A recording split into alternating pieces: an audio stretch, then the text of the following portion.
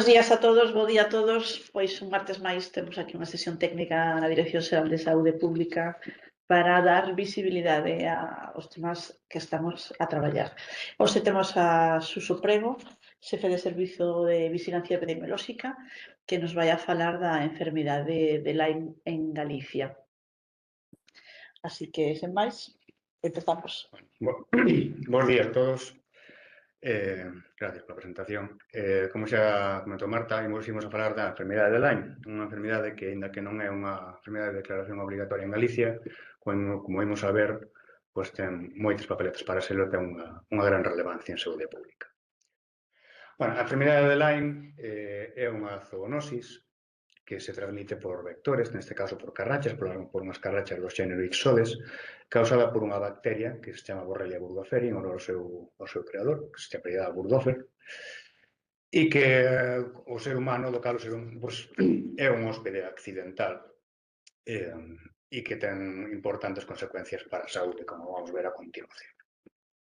É unha enfermidade que tuvo unha certa relevancia pública no ano pasado, sobre todo a raíz dunha noticia que hubo bastante nos periódicos e nas revistas no verán, sobre a noticia de que Justin Timberlake, que parece que tuvera problemas na súa xira mundial, pois dixo que tiña Lyme e que eso lle impedía rendir o que debería rendir. A parte, a raíz deso, pois saliron moitos famosos, como vemos aquí, como Justin Bieber, ou Bela Hadid, ou Avril Lavigne, que tamén padeceron esta enfermidade. No caso de España, Jorge Javier Fernández tamén tuvo. Bueno, como vemos, é unha enfermidade que afectou a moita xente coñecida e iso deu certa relevancia.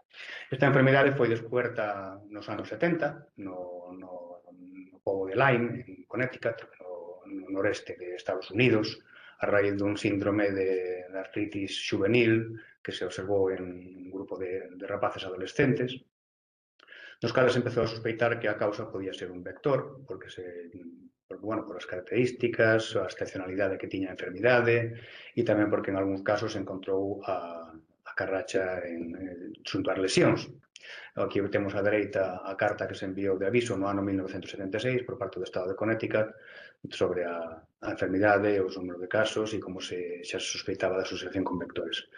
Iso foi confirmado nos anos 80, cando o Dr. Burgdorfer descubriu o axente e o chamou Borrelia burgdorferi, e dende entón identificouse en moitos outros zonas do mundo.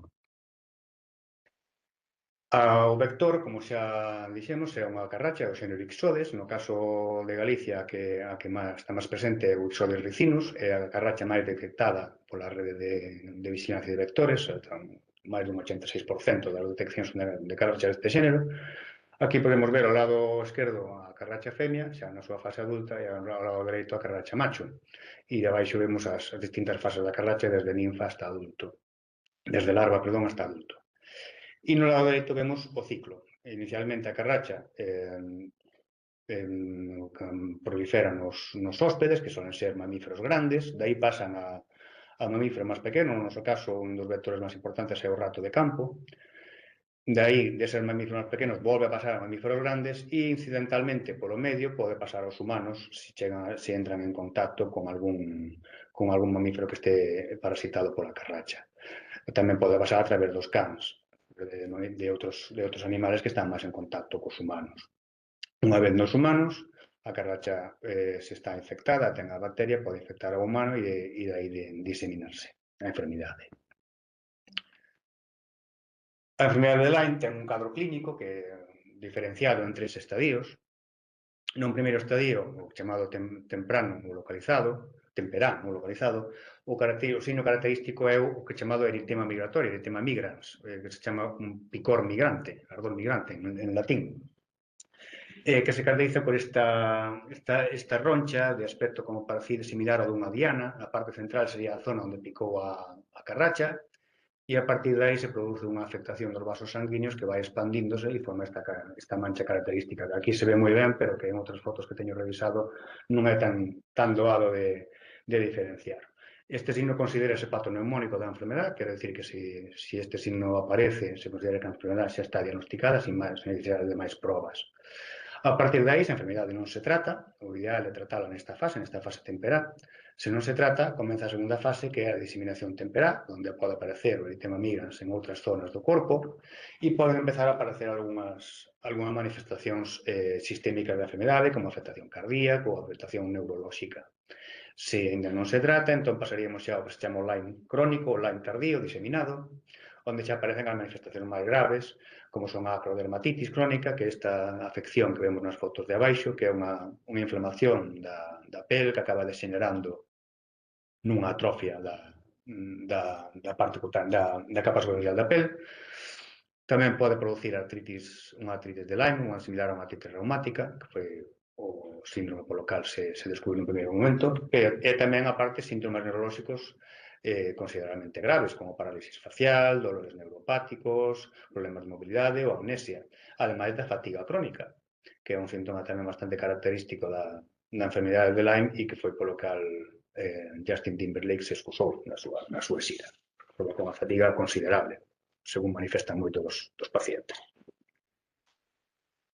A distribución da enfermidade de Lyme vai en aumento, está recollido en diversos informes de vigilancia. Este que vemos aquí ao lado esquerdo é un artigo moi recente, do ano 2022, que se basa en datos de vigilancia a nivel mundial sobre países que notifican a enfermidade de Lyme.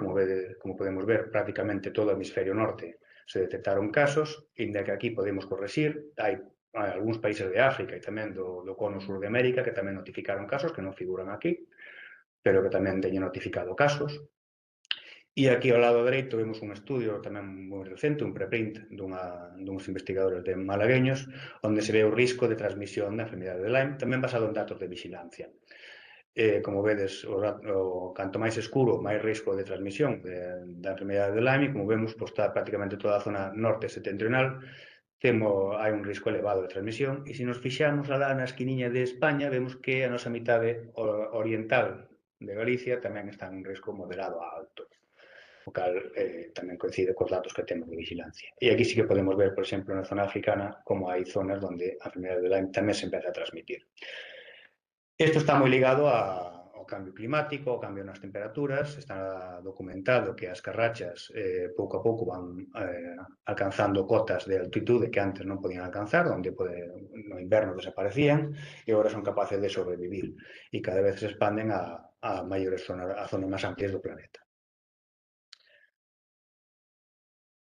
En canto a Europa, este tamén son datos ata 2023, de datos de vigilancia, vemos que as incidencias onde máis se notifican, aquí España parece como que non ten datos, porque non está como unha primeira declaración obligatoria, ainda que sí temos datos de vigilancia, por exemplo, no noso caso, e algún estudio máis.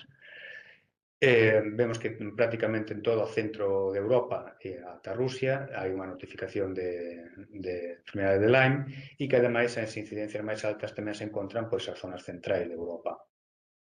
Como vemos ali no gráfico, no mapa de dereita, onde as zonas máis escuras representan as tasas de incidencia máis altas, que, como podemos ver aí, chegan pois, uns 80, 100 casos, ou incluso máis de 100 casos por 100.000 habitantes. Quedémonos con esta cifra, porque así poderemos compararlo co que vamos a ver para a rexión galega. Entón, con estes ingredientes, pois, temos un pouco por que a enfermidade de Lyme é preocupante para a saúde pública. Trata-se de unha enfermidade que pode provocar abrochos epidémicos, que ten importantes consecuencias para a saúde, porque hai que ter en conta que provoca en Europa, solamente en Europa, casi 11 anos unha carga de 11 anos de vida axustados por discapacidade cada ano. E, ademais, ten a posibilidade de expandirse e de cruzar fronteiras, como podemos ver nos mapas de distribución. É dicir, ten todos os ingredientes que determinan con enfermedade infecciosa se é de interese para a saúde pública e se é candidata a ser unha enfermedade de declaración obligatoria. En canto á distribución en Galicia, vamos a entrar xa agora no panorama na nosa comunidade. No Servicio de Epidemioloxía levanse facendo estudios sobre a enfermedade de Lyme desde fai xa uns cuantos anos. O primeiro deles foi publicado en 2014, e abranguía o período do ano 2000 ao ano 2013.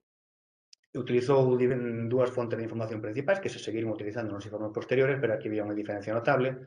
As fontes son os diagnósticos en atención primaria, é dicir, a codificación CIAP2, a codificación para Lyme, e tamén as altas hospitalarias a través do CMBD, que é a codificación das altas hospitalarias de todos os hospitais públicos e privados de Galicia. No caso deste informe, ata o ano 2013, só se colleu o CMBD, porque a codificación en primaria ainda non estaba suficientemente extendida como para considerala fiable, e do ano 2010 ao 2013 se colleu a codificación en primaria.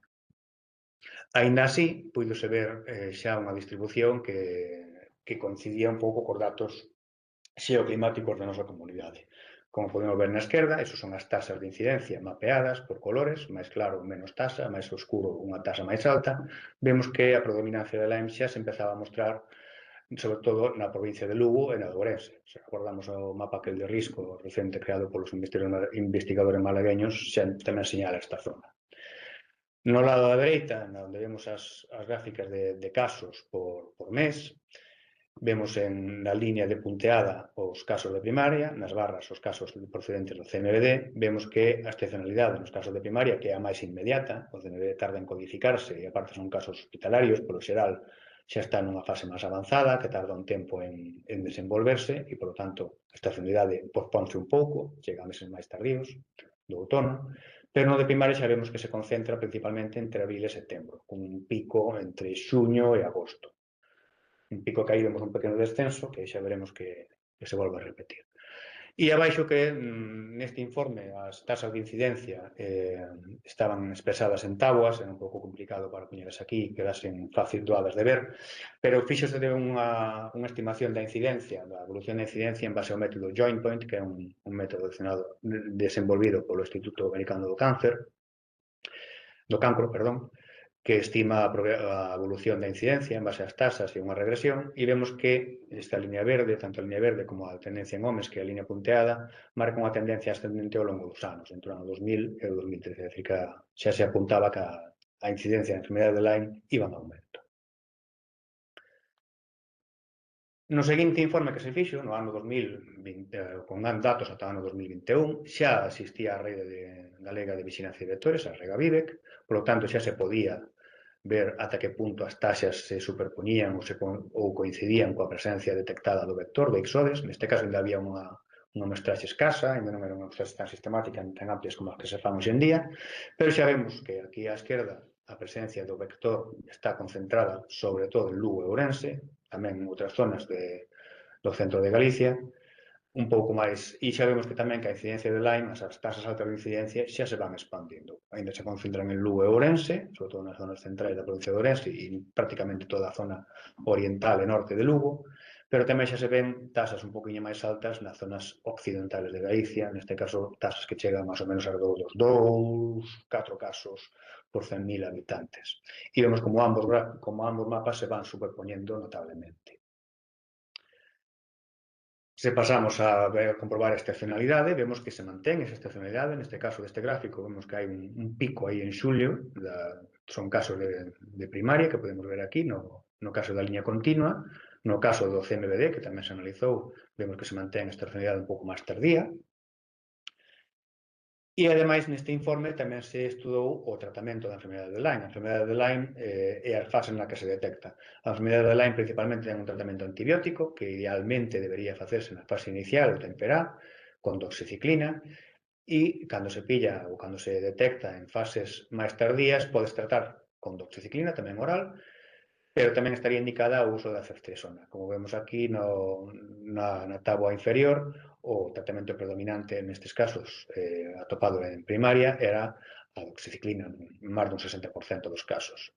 En canto aos diagnósticos que se atopaban na alta hospitalaria, vemos que había unha predominancia dos trastornos neurolóxicos, son trastornos moi limitantes, que afectan moito a calidade de vida das persoas que os padecen, e aquí supoñían alrededor dun 40% dos diagnósticos, tanto en homes como en mulleres, estaba bastante igualado neste momento. Ademais, este gráfico de incidencia, vemos como aquí xa nun período un pouco máis longo, refirme con datos estables de atención primaria, no caso anterior era máis curto, vemos como esta tendencia que xa se observaba de aumento de incidencia continuou. Vemos ademais que hai unha diferencia notable entre homes e mulleres aquí, polo xeral están por debaixo das mulleres, esta é unha característica específica do noso territorio, non coincide plenamente co observado en Europa, onde as taxas en mulleres solen ser un pouquiño máis altas, Pero vemos que en ambos casos a incidencia da enfermedade de Lyme foi en aumento ao longo de todos os anos, no que se fixo este informe. O cal tamén é coincidente co observado a nivel mundial e a nivel europeo, como xa falamos ao principio.